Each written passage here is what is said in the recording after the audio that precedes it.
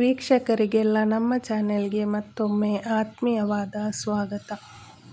ಇವತ್ತು ನಾವು ಮಂಗಳೂರು ಸ್ಪೆಷಲ್ ಗೋಳಿ ಬಜೆ ಯಾವ ರೀತಿಯಲ್ಲಿ ಸುಲಭವಾಗಿ ಮಾಡಬಹುದು ಎಂದು ತಿಳಿದುಕೊಳ್ಳೋಣ.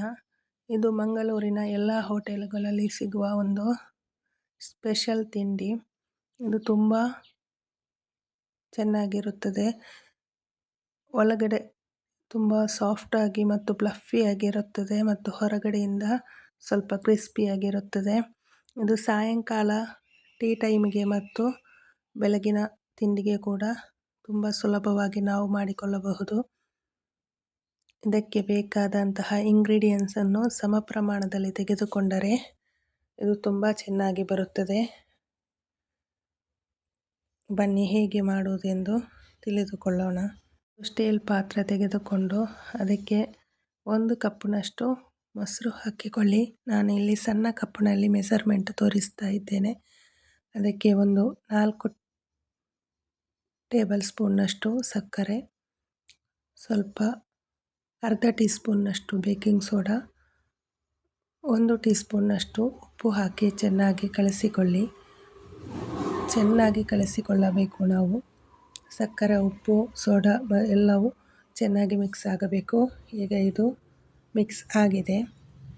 ಈಗ 2 ಸೌಟನಷ್ಟು ಮೈದಾ ಹಾಕಿಕೊಂಡು ಸ್ಮೂತಾಗಿ ಮಿಕ್ಸ್ ಮಾಡಿಕೊಳ್ಳಿ. ಇದು ತುಂಬ ಗಟ್ಟಿಯೂ ಆಗಬಾರದು, ತುಂಬ ತೆಳುವೂ ಆಗಬಾರದು. ಆ ರೀತಿಯಲ್ಲಿ ನೋಡಿಕೊಳ್ಳಿ. ಈಗ ನಾವು ಮೊಸರು ತೆಗೆದುಕೊಂಡ ಕಪ್ಪಿಗೆ ಸ್ವಲ್ಪ ನೀರು ಹಾಕಿ ಇದನ್ನು ಚೆನ್ನಾಗಿ ಮಿಕ್ಸ್ ಮಾಡಿಕೊಳ್ಳಿ.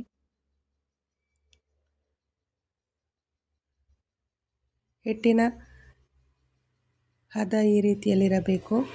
ಈಗ ಸ್ವಲ್ಪ ಕರಿಬೇವು ಸೊಪ್ಪು, ಒಂದು ಅರ್ಧ ಕಾಯಿ ಮೆಣಸು, ಸ್ವಲ್ಪ 2-3 ಸ್ಪೂನ್ನಷ್ಟು ಕಾಯಿ ತುರಿಯನ್ನು ಹಾಕಿಕೊಂಡು ಚೆನ್ನಾಗಿ ಮಿಕ್ಸ್ ಮಾಡಿಕೊಂಡು ರೆಸ್ಟ್ ಮಾಡಲು ಇಟ್ಟುಬಿಡಿ. ನೀವು ಸಾಯಂಕಾಲ ತಿಂಡಿಗೆ ಮಾಡುವುದಾದರೆ ಬೆಳಿಗ್ಗೆ 10 ಗಂಟೆ ಆಗುವಾಗ ಚೆನ್ನಾಗಿ ಮಿಕ್ಸ್ ಮಾಡಿಕೊಂಡು ಇಟ್ಟುಕೊಳ್ಳಿ. ಈಗ ಸಾಯಂಕಾಲ ಹಿಟ್ಟು ಬಂದಿರುತ್ತದೆ ಮತ್ತು ಹಿಟ್ಟಿನ ಗಟ್ಟಿಯಾಗಿದ್ದರೆ ಸ್ವಲ್ಪ ನೀರು ಸೇರಿಸಿಕೊಂಡು ಹದವನ್ನು ನೋಡಿಕೊಳ್ಳಿ. ಹಿಟ್ಟು ತೆಳುವಾಗಿದ್ದರೆ ಸ್ವಲ್ಪ ಮೈದಾವನ್ನು ಹಾಕಿಕೊಳ್ಳಿ. ಈಗ ಕೈಗೆ ಸ್ವಲ್ಪ ನೀರು ಅದ್ದಿಕೊಂಡು ಹಿಟ್ಟನ್ನು ಉಂಡೆ ಥರ ಈ ರೀತಿ ಎಣ್ಣೆಗೆ ಬಿಟ್ಟುಬಿಡಿ. ಈಗ ಗರಿ ಗರಿಯಾದ ಗೋಳಿ ಬಜೆಯು ರೆಡಿಯಾಗುತ್ತದೆ.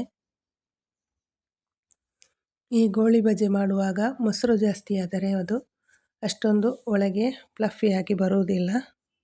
ಮೈದಾ ಜಾಸ್ತಿ ಆದರೆ ಕೂಡ ಅದು ಒಳಗಡೆ ಫ್ಲಫಿಯಾಗಿ ಇರುವುದಿಲ್ಲ. ಹಿಟ್ಟು ಗಟ್ಟಿಯಾಗಿ ಇರುತ್ತದೆ ಮತ್ತು ನಮಗೆ ಒರಿಜಿನಲ್ ಗೋಳಿ ಬಜೆಯ ಟೇಸ್ಟು ಸಿಗುವುದಿಲ್ಲ. ಅದಕ್ಕಾಗಿ ಹಿಟ್ಟಿನ ಹದವನ್ನು ನಾವು ಯಾವಾಗಲೂ ನೋಡಿಕೊಳ್ಳಬೇಕು.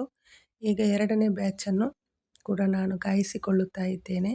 ಒಂದು ಬದಿ ಗೋಲ್ಡನ್ ಬ್ರೌನ್ ಆಗುವಾಗ ಮಗಚಿ ಹಾಕಿ ಇನ್ನೊಂದು ಬದಿಯನ್ನು ಕೂಡ ಕಾಯಿಸಿಕೊಳ್ಳಿ. ಉರಿ ತುಂಬ ಹೈ ಫ್ಲೇಮ್ನಲ್ಲಿ ಇಟ್ಟುಕೊಳ್ಳಬೇಡಿ, ಬೇಗನೆ ಇದು ಸೀದು ಹೋಗುತ್ತದೆ. ಮೀಡಿಯಮ್ ಮತ್ತು ಹೈ ಫ್ಲೇಮ್ನ ನಡುವೆ ಇಟ್ಟು ಬೇಯಿಸಿಕೊಳ್ಳಿ. 2 ನಿಮಿಷದಲ್ಲೇ ಈ ಗೋಳಿ ಬಜೆ ಬೆಂದಿರುತ್ತದೆ. 2 ಬದಿಯನ್ನು ಬೇಯಿಸಿಕೊಂಡು ಎಣ್ಣೆಯಿಂದ ತೆಗೆದುಕೊಳ್ಳಿ. ಇದು ಕೆಂಪು ಚಟ್ನಿ, ಹಸಿರು ಚಟ್ನಿ ಅಥವಾ ಟೊಮೆಟೊ ಕೆಚಪ್ನೊಂದಿಗೆ ಕೂಡ ಸರ್ವ್ ಮಾಡಬಹುದು.